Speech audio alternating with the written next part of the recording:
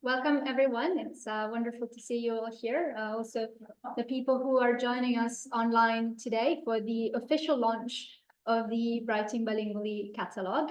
For those who don't know me, I'm Sara Miglietti. I'm the PI on the project that we'll be discussing today. And I'm joined today by my collaborators, Spreafico and Eugenia Sisto, who are working with me on this Liverpool-funded project. So it's with great excitement and some trepidation that today we will share with you the first and very much in progress output of the Writing Bilingually project, which, as you can see, is a catalog of works that were self-translated, translated by the authors themselves in early modern Italy and France. As I mentioned, the project is funded by the Liverpool Trust. So the first debt of gratitude goes to the Trust for believing in the project and funding us. And of course, none of this would have been possible without their help. Second huge debt of gratitude to the Warburg, of course, for hosting the project, giving us the time and space to actually carry out the research, and to the entire community here, who has really been conducive to even conceiving of the project in the first place, and then in so many ways helpful in bringing it to fruition. It's very much in the spirit of learning from you that we decided to go public with the database, even though, as I mentioned, it's still in progress. So we hope that through exchange with the Republic of Letters, we'll be able to increase our corpus, correct some mistakes that I'm sure will still be present in our data, keep sharing the excitement that we have every day in working with this material with you all, and hopefully bringing even more research to the great world of self-translation studies. Very quickly, just to give you a sense of what we'll be doing today, I'll give you a quick overview of the project. A lot of you have already heard about the project before, so I'll keep it very brief, but just to give some context for people who may not have heard about this before. And then the meat of today's meeting is really the introduction to the database, which is now online, freely accessible to everyone on our project website. And I will show you later how to access the database yourselves. And then really, I hope that we'll have plenty of time for a Q&A. We have until 4, so lots of time just to answer any curiosities you may have, also just through seeing the database together. And then tea and coffee afterwards, so please stay around for that as well. So when we're talking about self-translation, what are we even talking about? The term self-translation is not an early modern term. We don't find it in the early modern period.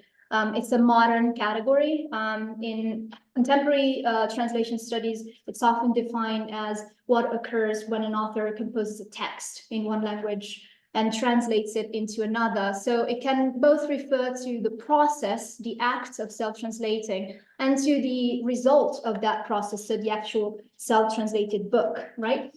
And although the term self-translation, again, is not found in the early modern sources we're working with, there's something very similar in the sources, in the sense that they're using periphrases to express similar concepts. And often you find that sort of language even on the title page of the work. Here you have an example from Antonio Possevino's work of bibliography on books on history. And first he wrote it in Latin, and then he produced an Italian version, and that Italian version bears on the title page this note: first published in Rome in the Latin language, and recently made into the Italian by the author himself. So it's something that not only they had language to talk about, and they clearly thought was important to talk about, but that they even advertised very often on the title pages of these books, clearly with a sense that it was a smart move from a marketing perspective. And that's something very important in the work we're doing. In the early modern period, a lot of people produce works in several languages. It's a phenomenon that is much more common than we ourselves were thinking we would find when we initially started with this research. And even very important works of every kind, from works of philosophy, theology, political thought, natural history and travel, and we would say ethnography, again, political theory, were produced often in Latin and then a vernacular language. And as you can see, it's very widespread across all of Europe and indeed also beyond Europe. There are very interesting cases of interactions between European and non-European languages in the early modern world, but also across different languages, the various modern vernaculars, subjects, again. And so that's a very first thing to keep in mind, that it is a very widespread phenomenon and one that hasn't yet been given the attention it deserves as a whole. And another thing that's really important to keep in mind is that these works that existed in two and sometimes more language versions were often not identical to each other. In the process of self-translating, these authors were often very transforming the work in important ways. So there's a significant process of rewriting and revision that takes place in the act of self-translating, as authors were often trying to adapt their work to different intended publics. And of course, that was one of the main motives for self-translating in the first place, so that you would reach different audiences with these different language versions. And as you can see here, these are the words of Henri Etienne, so the great French Protestant humanist that emigrated to Geneva. And in his Apologie pour Hérodote, which he self-translated from an original Latin text in 1566, he writes that he decided to translate the work himself because he wanted to be myself my own interpreter, knowing that I could not only understand my meaning better than a stranger could, but I could also enjoy a liberty in my translation that would not be appropriate or legitimate to another person. And so here you see at the same time this sort of expression of authorial control and authorial privilege. I know my meaning better than anybody else does, and so who better than I to translate my own work, but also immediately the recognition that the end result of that process of self-translation will be a quite different work, because the self-translator, as opposed to the standard, or we say allographic translator, enjoys a liberty in his or her work that allographic translators are not supposed to enjoy, right? And so this is another important reason to look at self-translations, and in our case, specifically those of the early modern period, because it would be very misleading to, when you study these texts, to only rely on one or the other version. They really do need to be seen together as two, you can say, facets, or sort of like a diptych, that where the two versions belong together, illuminate each other, and are often different from each other in very significant ways. So much for the why. Of course, we can come back to any of these issues later. But I just want to give you a sense of, again, the spread of the phenomenon. And just the impression it gives you when you start seeing all these self-translators together in one place. With our project, we are not trying to sort of reinvent the wheel. There has been a lot of really great scholarship on early modern self-translations before, but a lot of it has taken the form of individual case studies. And what you miss when you do those individual case studies is really the forest, right, for the trees. And when you start seeing this as a phenomenon that, again, was extremely widespread across subject, across genres, across languages, across all of Europe and beyond, and which also included, interestingly, several women. I'm sorry, this is in the way, but as you can see here, there are quite a few women involved as well. It just gives you a different impression and a different sense of why it matters. I'm not sure why this is showing, but yes.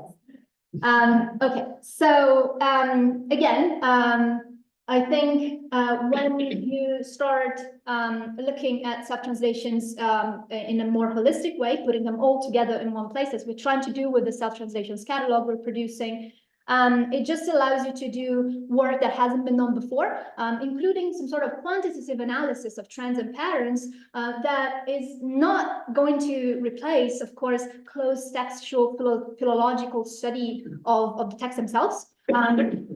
We by no means want to replace that kind of close reading textual philological approach, but we do want to create a more robust context for those individual textual case studies. And that's, again, what we're trying to do. And in doing so, I'm just going to try and go back to full screen because this is not full screen. Okay. Right. And in doing so, we're hoping to contribute to a really blossoming field of self-translation studies that has, however, predominantly had a contemporary focus so far. And in particular, we're missing a monographic study of early modern self-translation, again, as opposed to those great individual case studies. And we're missing a unified census. And so these are some of the things that we're trying to create with the Writing Bilingually project. Again, we're funded by the Library Trust for 39 months. We started in January of last year, so we're not even halfway through the project. And eventually what we're hoping to produce is the first comprehensive survey of prose self-translations. And that's an important limitation. We're not dealing with poetry yet. That were produced in Italy and France, or produced in other countries, but in either Italian or French, between 1465 and 1700. I want to stress that the focus on Italy and France is entirely provisional and pragmatic. We had to start somewhere to make it manageable, but we do hope to expand the research to other areas in the future. And similarly, our focus is primarily on printed works. However, we are also including manuscripts in a non-systematic way. And again, that kind of research we hope to expand in the future as well. And the main outputs of the project are an online database that we're delighted to share with you today. We understand it as an in-progress research tool. Again, the goal is to have a platform to share our in-progress research with you, so that then the final permanent output of the project, which we envisage as an annotated printed repertory to be made available open access, will be as comprehensive and as accurate as possible through sort of this wiki collective scholarly experience. We'll also produce an anthology of primary sources in original with facing English translation that will collect materials by self-translators themselves and their associates, reflecting on the act of self-translation. Why did they do it? In what context? Who for? What were the challenges and opportunities involved in the process? We want to hear the voices of the historical actors themselves, all the more important because, as I said, the language we often use to talk about this, self-translation itself, is modern, contemporary language that can create some problems when we retrospectively apply it to the sources themselves. So the anthology will give us a chance to really go deeper into what language they would have been using at the time. And then we will have a monographic study of a very important and under-researched topic, which is the interaction between the theory and practice of self-translation in Italy, particularly in the 16th century, and the language debates that were taking place at the time about the search for a national vernacular. And that is what Eugenia is specifically doing on the project. And of course, we're all involved also in producing other analytical studies of selected aspects of the corpus. So as I just mentioned, we shared the labor so that each of us would be doing specific things on the project. I am primarily someone who works with French intellectual history. So I am responsible primarily for the French side of the corpus, which means doing the census of French self-translations and also the analysis of those works. And of course, I'm also responsible for the overall project management. Marco focus on the Italian corpus, and Eugenia focus on, again, self-translation and the questione della lingua. If you want to say a couple of words about yourselves, perhaps. Oh, yeah. Before joining Sara's project, I've been focusing on classical languages, Greek and Latin, and also Neo-Latin, how we evolved and how it changes throughout modern ages. But within the project, my role is providing this monographic study that is missing about the intertwined relation between the theory and practice of self-translation and language debates in 16th century Italy. Thank you. Yeah, my research work focuses on, let's say, the interaction between language history and intellectual history. And as Sara said, for this project, I'm working mostly on Italian section of our corpus. And you hear more from Marco later when we go over some statistics about the Italian corpus. Of course, I'll leave it to him to illustrate the material to you, and I'll do the same from the French side.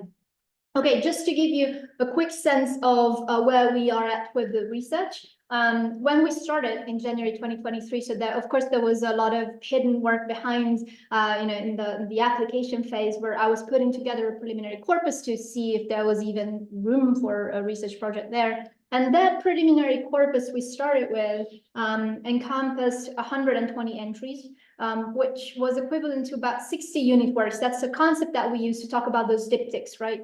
So we have a unit work that exists in 2, sometimes more language versions, right? And so those 60 unit works corresponding to about 120 language versions was something that I'd found, cited, sometimes studied in quite some detail in previous scholarship, and that seemed like the obvious place to start. And our initial goal was to verify the information found in the scholarship about these works, consolidate this preliminary corpus, and then of course expand it, ideally find new examples, right? And so we used a variety of methods to do that. We looked quite systematically and quite painstakingly at historical repertories and bibliographies and modern ones as well. We used digital tools available, catalogs like Edit 16, for instance. And we also used information in the works themselves to create some sort of like trail that could lead us to other examples. So sometimes, for instance, you find printing privileges in these works that will refer to other works that were either projected or going to be printed in more than one language version by the author himself or herself. And those bundle privileges can be quite interesting when it comes to identifying new examples that you didn't know existed. And similarly, prefaces sometimes refer to other self-translated works. Authors will say, so I've already previously given you this work in Latin and French, and now I'm giving you this one as well. And so then that can become a source of information. And then one thing, and I'll show you more specific data later, but one thing that we found was really striking was how many people who self-translate once actually do it twice and sometimes more. And so you have these sort of repeat offenders, you could say, or serial self-translators that self-translate quite a few times, right? And that actually raises interesting questions as to why were they spending so much time? It is a very time-consuming process to do this kind of repeat work of self-translation. And for those serial self-translators, you start seeing if they have self-translated once or twice, chances are they've self-translated more works that we just don't know about. And so looking at the entire oeuvre of that author becomes really important, as well as, if we have it, any correspondence in which the person might be referring to other cases of self-translation, some of which may not have survived. You may have some lost or missing works, or some may never have come to fruition. We do have projected works, projected self-translations that were never completed. But those cases we do include in our catalog for reasons that will become apparent later. So far for the methods, and that allowed us to expand the corpus quite significantly. So as of yesterday, when I was producing the slides, we were at 651 entries corresponding to 360 unit works. This means that we have a more than 5-fold increase on the preliminary corpus of just 17 months ago. So this is quite promising. And these are the works that you will find in the database if you open it up today. But we'll keep expanding it further. The catalog is still in progress, as I said, and we have a projected final count taking into account works that we already have reviewed and examined. We just haven't gone around to putting them in the database. Our projected final count is about 1,000 entries, actually, corresponding to 500 unit works. It's a significant amount of material. We're just talking about prose materials, again, remember. All right. So let's look at the project website and the database it hosts. There are 3 ways that you can do it right now if you have a laptop or a tablet or even on your phones. It's not the best way because functionality is limited, but if you want to take out your phone and look at it, of course, we'll be looking at it together on the screen. There are 3 ways that you can do it. You can either type the project address, which is sitesgoogle.com, Writing Bilingually 1465-1700. You can just Google search with these terms, Writing Bilingually Google site. It should come right there first hit. Or you can go through the Wordbook website. You can click on Research and Fellowships here at the top of the page. and then Writing Bilingually, and then a click on Visit Project website. And so you can look at the catalog right there. But let me just stop sharing this and start sharing the database. All right. So let me go on the home page. I want to show you the website before I go into the database. So the website, which we actually launched a couple months ago at the RSA Chicago, which is great, and some of you were there as well. It contains information about, of course, the goals of the project. There's also a button here to directly access the database. Importantly, it bears the reminder that this is work in progress, and also the way to get in touch with us. I will never stop saying that. It's very important. Also, if you want to cite any material contained in the database, it's important to keep in mind that entries are subject to revision. You get right here on the home page the date of the last major update, and we plan to release major updates about once a month. But again, the database is continually in progress, and so there's a way, and I'll show you in a second, to know when a specific entry in the database was last updated. All right, and then you have here various useful pieces of information about the coverage in the database, so what's included. And I won't go through all this also because you can find it here. But I do want to stress a couple important points. The first is because they can be debatable and they refer to important operative decisions we've made. The first is actually the one that comes last year, but it's quite important. So when we talk about self-translations, by definition, I've already mentioned that we're talking about works that were translated by the authors themselves. This is the definition, as opposed to works translated by others, right? Allographic translators. In reality, though, and especially when you're dealing with early modern works, it is often quite difficult, first of all, to establish whether a work that was presented as a self-translation truly was the product of the author himself or herself, and to rule out the possibility that at the very least there was some degree of collaboration with other people, with other actors, associates, family members, students sometimes in a university context, etc.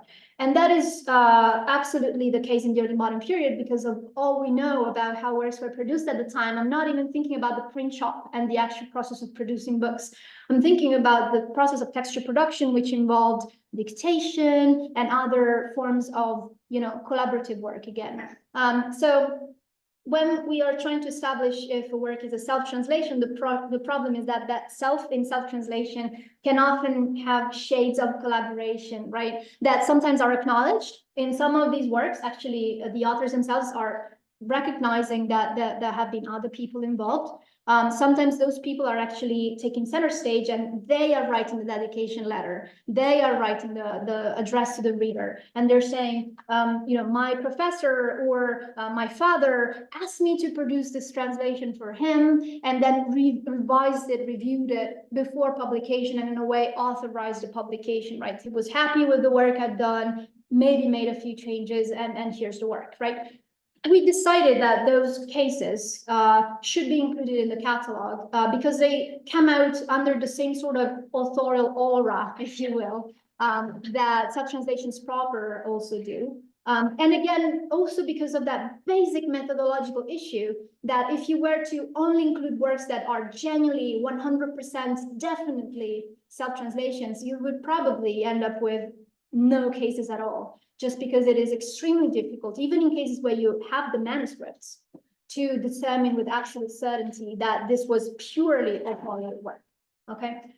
So for that reason, we include self-translations, and what translation theorist José da Silva very helpfully called semi-self-translation. And semi-self-translation include a wide range of different cases that feature more or less authorial involvement. It can range from truly work done together in tandem by an author and an associate, where sometimes we have manuscript evidence with the two hands alternating at different parts of the text, and clearly this was collaborative work in its purest sense, to some supervised cases The case I just mentioned of, say, a son or a student being commissioned the task of translation, and then the author stepping in for the final round of revisions, maybe making a few changes and publishing with full consensus, that would count as a case of supervised translation. And then cases that are a bit more loose, of what we call with da Silva authorized translation, where we are not quite sure whether that process of close supervision and revision happened, but the work is still presented as fully authorized by the original author. So semi-self-translation is a sort of wide range of cases, but as a single umbrella term, it is quite helpful in that sense. So this is the first sort of debatable, but we stand by it, decision that we've made. And the second decision that can be controversial is to include works that do not exist. Okay, let me explain, because that again is something that comprises a wide range of different cases. So a work might be missing because it existed at some point, but it went lost at some point, right? And for what we know of how little actually of the production, including the printed production, but especially the manuscript production of the early modern period, how little of that has reached us, you would expect that in many cases, self-translations were produced that have not reached us today.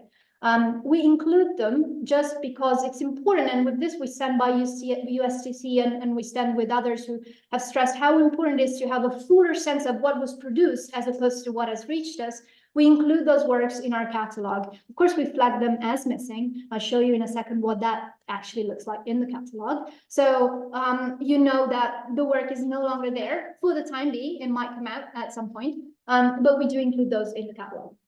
Now, sometimes it's a bit difficult to decide whether the work is missing because it existed but went lost, or because the author pretended that it existed, but it never did.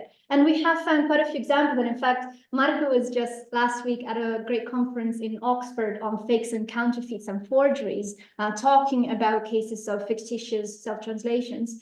There were lots of reasons why authors might have wanted to lie about producing a self-translation. And so in some cases, works are missing because they never existed. A classic example is author who produces a vernacular work and pretends that that work is actually self-translated from his own Latin original.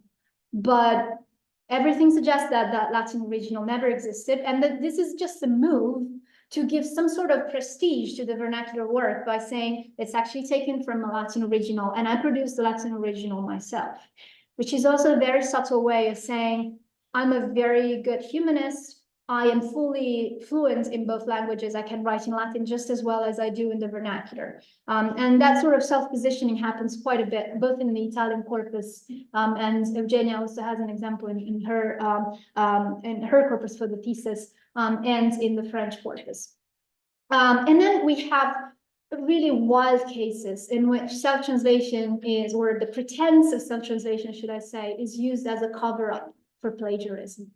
There's a case in the French corpus of a jurist, Jules de Damoudet, who found a manuscript by a 15th century author, Philips Wieland, in Flemish, stole the work, produced the Latin version, then a French version, presenting it as his own work, and then finally also printed the Dutch version. And again, no mention of the fact that the work was originally by somebody else. And so in this case, the self-translation is really used as a cover-up for just stealing somebody else's work. And we have more examples in the catalog. And these pseudo self-translations, of course, exist on a very different level, as well as the potentially fictitious works that probably never existed, exist on a very different level from the more normal examples that we would expect to find in the catalog. But on a social cultural level, you could argue they were presented as existing, they were perceived as existing. People might actually have gone on the hunt for them. And so even though genetically, ontologically, they didn't exist, they did in a different way. And so we decided to include them in the catalog as well. All right. So you can read more about the coverage you can read more about what you will find in the French side of the corpus or the Italian side of the corpus. You will see that you have two separate catalogs that the database is divided into. You have more information about different kinds of works that are included in the catalog. And you also have a frequently asked questions that haven't been asked yet, but I expect they will be, specifically about how to operate the database. So some of it might actually come out later, but I try to anticipate possible questions here. And if there's anything that is not covered here and you cannot figure out how to do something, please send us an email. Chances are we won't know either, but hopefully if we can be of help, we will be. And just to show you two more important sections, news and events, which is where we share all that we have been doing, and not just having nice dinners, I promise, all that we have been doing on the project, conferences we've been involved in, and upcoming events at which you can find us, and a bibliography section where you find any outputs from the project, and also a list of sources and abbreviations that we use in the database. So you'll find all that information here, again, divided into Italian corpus and French corpus. And also a further reading list for anything that is not included in the bibliography from the catalog. And if you're curious to read more about self-translation, not just in the early modern period, but across time as well. And I just want to refer you to a great tool, because again, as I mentioned, the field of self-translation studies is really burgeoning. And by the day, there's more stuff being published. And there's a great online resource, a bibliography of self-translation that is curated to a very high standard and constantly updated by the wonderful Eva Gantis. And so it goes for several pages, you'll see. So if you want to be up to date, that's a very good resource to consider.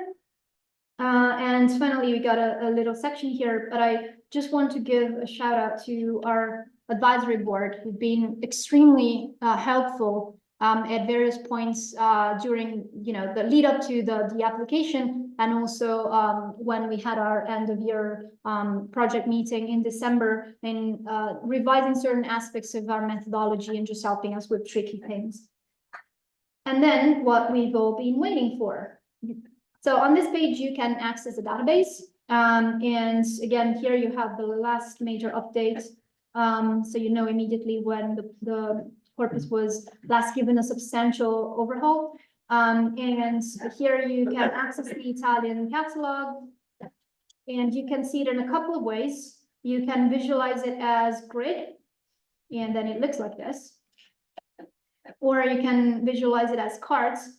Note that if you're looking at it on your smartphone, you will only be able to see it as cards, which isn't great. So best to use a laptop or a tablet if you can, but you will be able to access it on your smartphone as well.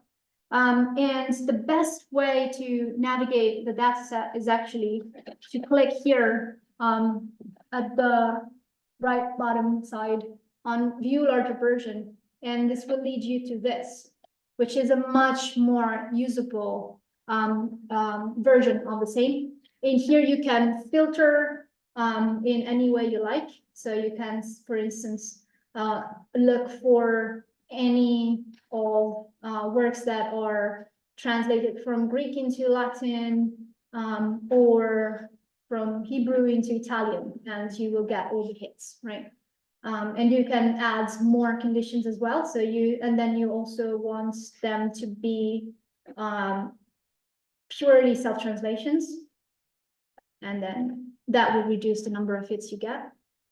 So it's a very easy way to look for specific kinds of information. Of course, you can just look at the entire data set and just find interesting things. Here you see what I mentioned, what it looks like when a work is missing. So we have this little crux that literally just means this work doesn't exist, either because it went lost or because it probably never existed, right? You get information about directionality, so which languages are involved, and if known, in what direction the translation, the transfer happened, so which is the source language and which the target language. You get information about whether the work is a self-translation or a semi-self-translation, and then additional information in specific cases, simultaneous publication, which means that there is no directionality, the works are produced and printed at the same time, multi-language editions where both versions are printed together in a single volume, pseudo self-translation, etc. You get information as to whether the work is explicitly presented as a self-translation or a semi-self-translation, yes or no, and where that information is contained, a title page or authorial statement in paratext, for instance. For works that are not explicitly presented as self-translations in the work itself, then we tell you how we established that it probably was a self-translation, so textual analysis, or epitextual evidence, so a statement in the author's correspondence, for instance. In some cases, tradition. Going back to the author's own time, that there was a tradition of considering the work as a self-translation, attributing it to the author. Whether that was true or not, of course, but that again creates a perception of the work as a self-translation that's important to keep into account. The medium, then basic information about the work we're describing. The subject, which is somewhat arbitrary, of course. It's always tricky to classify these works by subject, but it can be helpful, and we'll show you in a moment how it can give you some initial guidance as to which subjects, for instance, were more frequently self-translated. And ebook, when available, location of the copy. This is still work that we are carrying out, so the information won't always be there. We are adding USDC and ICC numbers, ICC for inclunables, of course. Any sources that discuss these works, and notes that give you more information about each specific example. And again, here is where you can find whether an entry is complete. Currently, no entry is complete. They're all still under revision. And the work, the date we last updated the entry on that work. Okay, the French corpus looks exactly the same, and you can access it here under French corpus, and you get exactly the same sort of information. All right, so before going into the Q&A, I just want you to have some very quick figures about each of the two corpora. And so we put together some slides. Let me go back to the presentation. We put together some slides about the French corpus and the Italian corpus. So I'll very quickly deal with the French corpus, and then I'll leave it to Marco to illustrate the Italian corpus. So the French corpus currently contains 204 unit works, equivalent to 376 individual language versions. Again, we have quite a few missing works and quite a few bilingual and multilingual editions where the two versions, or sometimes more than two versions, are printed together. And these were the product of 119 individual authors, which again goes back to that point I was mentioning, that some people translated more than once. In my case, in the French corpus, we have some serious repeat offenders like John Calvin translating, actually in many cases, semi-sub-translating, so translating with the help of others, many of his works. And followed by his successor in Geneva, actually, Theodore Beza. So there is an interesting trend there, what was happening in the Reform milieu. And others doing the same as well. Of these works, about 85% are or pose as self-translations. So quite a significant amount. And the remaining 15% are collaborative in some shape or form. And over 63% of works are explicit in that way I just mentioned. So they will say either on the title page or somewhere in the text or paratext, whether they were produced by the author himself or by an associate, right? And the remaining 37% are cases that we attribute in one of the other ways I mentioned: textual analysis, tradition, epitext, okay? And when we turn to languages, this is quite interesting because there's also a difference here between the Italian corpus and the French corpus. Quite a lot of examples, of course, involve vertical translations, a translation across languages of different prestige, you could say, Latin and French, with 67% of cases from Latin into French. So with Latin as a source language, 29.5 from French into Latin, and then 18 cases of bilingual editions or cases of simultaneous publications. But there are quite a few cases where the languages involved are different, and there's a wide spread of languages. And again, the census is in progress, and we already know that we are going to include works in other languages, and I have quite a few examples in other languages as well, including Hebrew. So 13 cases involving Italian, French, and then Dutch and French, German and French, Castilian, Spanish, and English or Scots. And then we have about 4.5% of cases, which is a significant amount, which involve more than 2 languages, right? So you can have a work that was first produced in Latin, then self-translated into Italian, then into French, then into Spanish, or multilingual edition simultaneously in Latin, French, and German. So this is pretty specific to the French corpus. It will be different to the Italian corpus, as you see in a moment.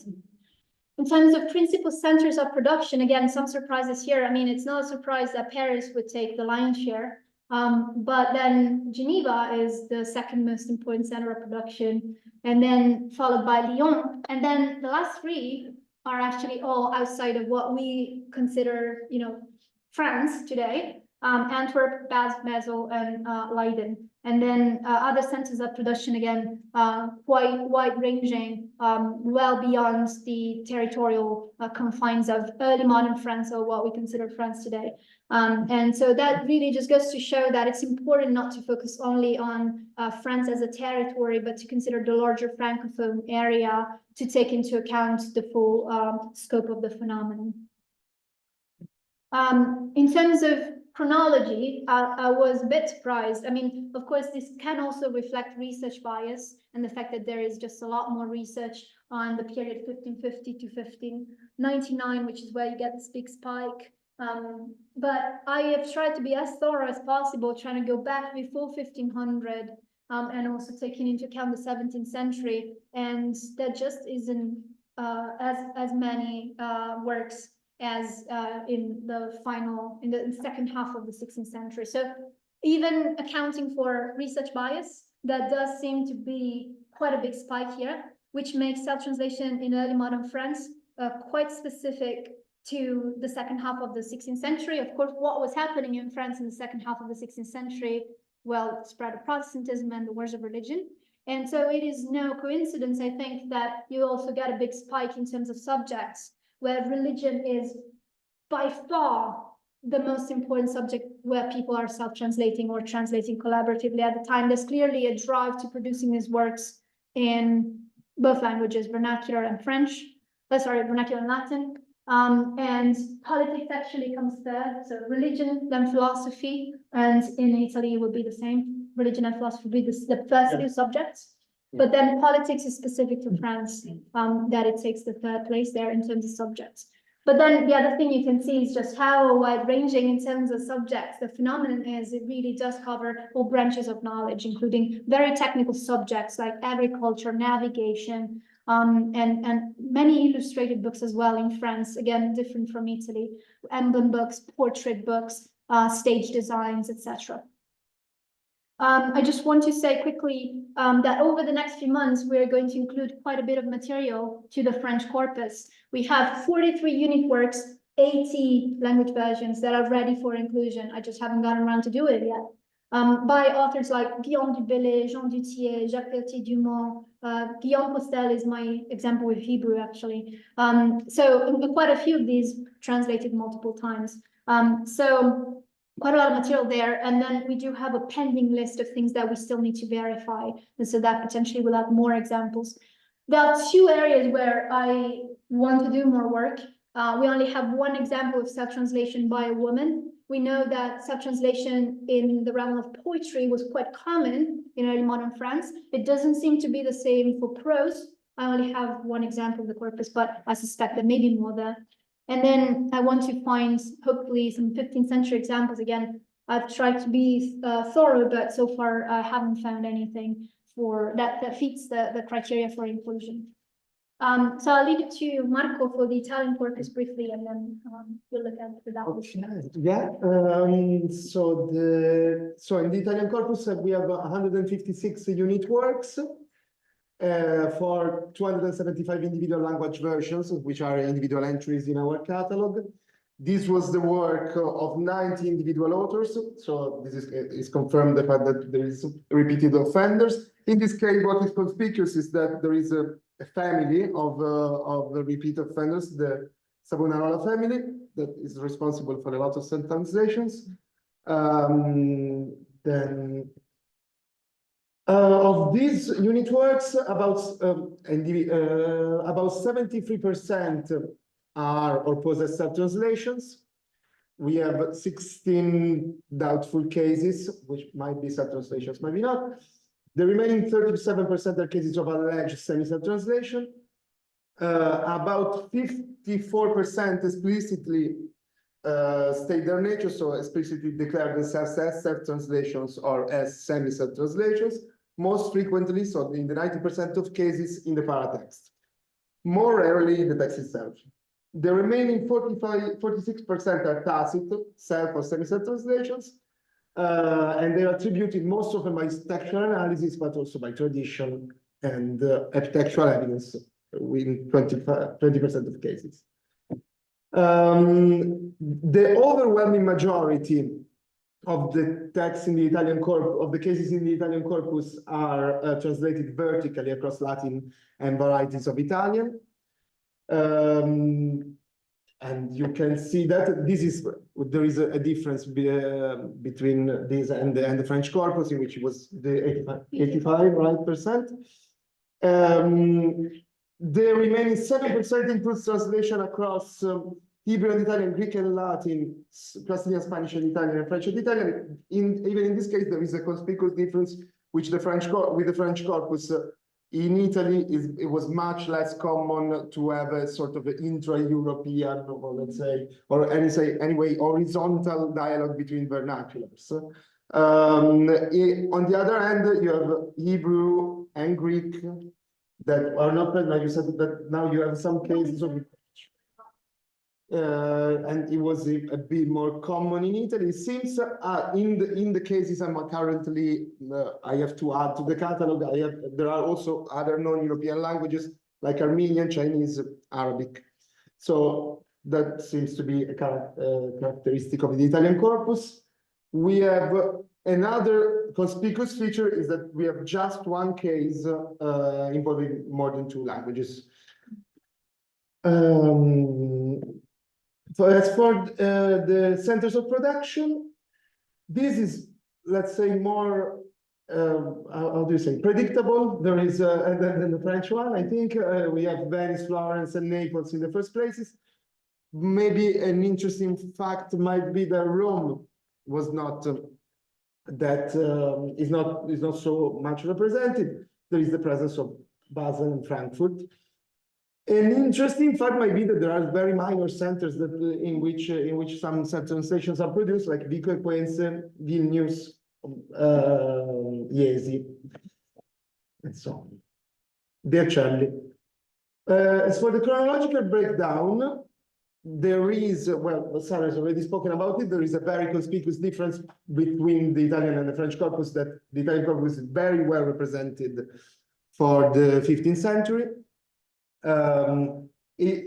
What is in common with the French corpus is that the second half of the 16th century is the most, is the peak, let's say. The second half of the 17th century might be because the research is not completed yet. That like it might be so meager because the research is not completed yet. The breakdown by subject, there are some similarities between the Italian and the French corpus. For example, the first 2 positions are held by religion and philosophy. In general, we might say that it's a bit more homogeneous. So in the French corpus, the religion is clearly preponderant. There is there is an important role is played by history and medicine. And I think, so there is no law, which is well represented in the French corpus, but instead of law, there is divination and magic, which I don't think in many cases. Over the next months, I have already 29 unit works, so about 44 entries by 27 authors that will be added to the Italian catalog. More potential unit works are on the pending list, and they are being examined and evaluated. Even in my case, I particularly hope to find more works of women. I have only one case so far, Nicolosa Sanuti. Sorry. Hey, lovely. And as I said, the 17th century, especially the second half, needs to be researched more thoroughly. Yes, and just to say that one thing that, again, you will have seen just through these few slides is that the two corpora are currently dealt with in isolation from each other, and there are good reasons to do that, because there are trends that are specific to what's happening in Italy and what's happening in France, and it's worth focusing on each. But then it's very interesting to compare the two, because then it really brings to light those differences. And so over the next few months, we'll be working towards a unified corpus. In the catalog online, the two corpora are separate from each other, but the final printed repertory will bring them all together. And in the meantime, we'll also start to do this work of comparing much more systematically. So even just doing things like these, as you can see here immediately, for instance, the percentage of self-translations as opposed to collaborative translations, much higher in French for self-translations, whereas in the Italian corpus, there's a bit of a mix. Whereas there are things that are happening pretty much the same way in the two regions. So in terms of whether works were being presented explicitly for what they were or alleged to be, or whether they were marketed in a tacit way, the percentages do not differ that much between what's happening in Italy and what's happening in France. And so you can see whether there may be some trends that are common across different areas of production. So we'll be doing a lot more of that in the next few months. And of course, the most important thing for us will be to hear what you and all the users of the catalog have to say, learn from your suggestions, your feedback, integrate those into the catalog, and try to really grow this research and grow the study of early modern subtranslation as much as possible. So we'll stop there with apologies for speaking so long, and really look forward to your questions. Thank you.